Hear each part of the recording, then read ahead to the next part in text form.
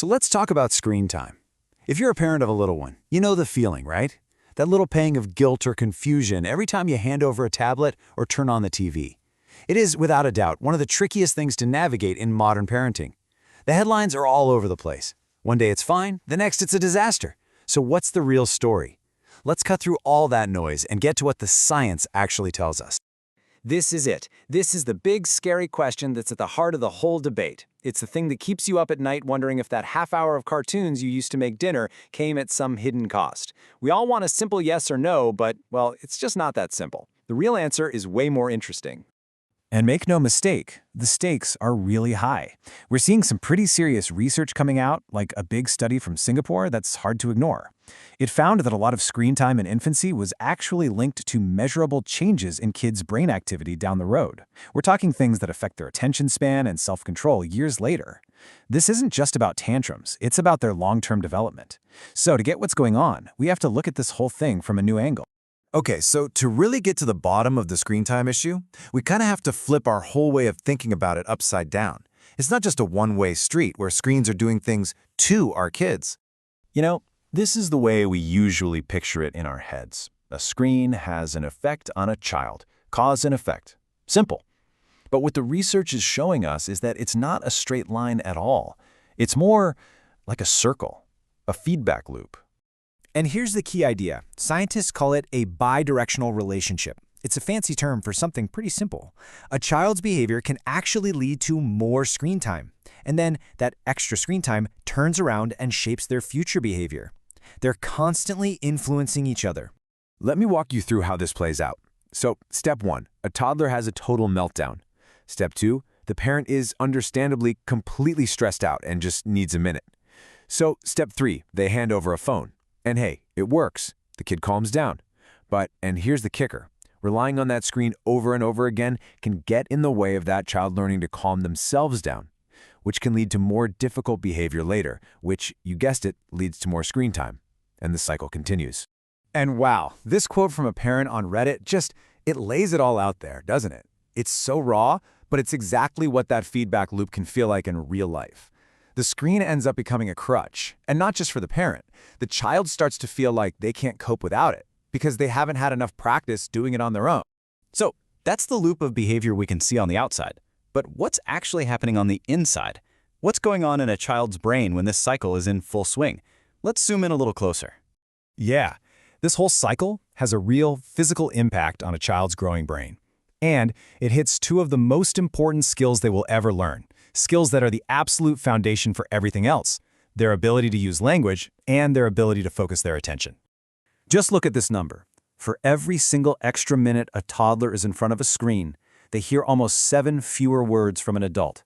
Now that might not sound like much, but think about it. If they watch for an hour, that's hundreds of words. Over a week, it's thousands. Thousands of little chances to learn and connect that just vanish. There's actually a name for this, technofrence. It's when technology interferes with that critical, back-and-forth connection between a parent and a child. And it's not just about hearing the words. It's about the little dance of conversation, the serve and return, that literally builds the language pathways in their brain. An amazing study using MRI scans really brings this to life. So researchers told stories to preschoolers in 3 different ways. With just audio, it was too cold. The language part of the brain was working like crazy, trying to make its own pictures. With a fast-paced cartoon, it was too hot. The visual part was overwhelmed, and the brain kind of went passive. But when a parent read an illustrated book, that was just right.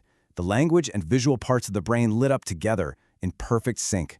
It was the ideal setup for sparking imagination. And that idea brings us to a really huge shift in how we should be thinking about all this.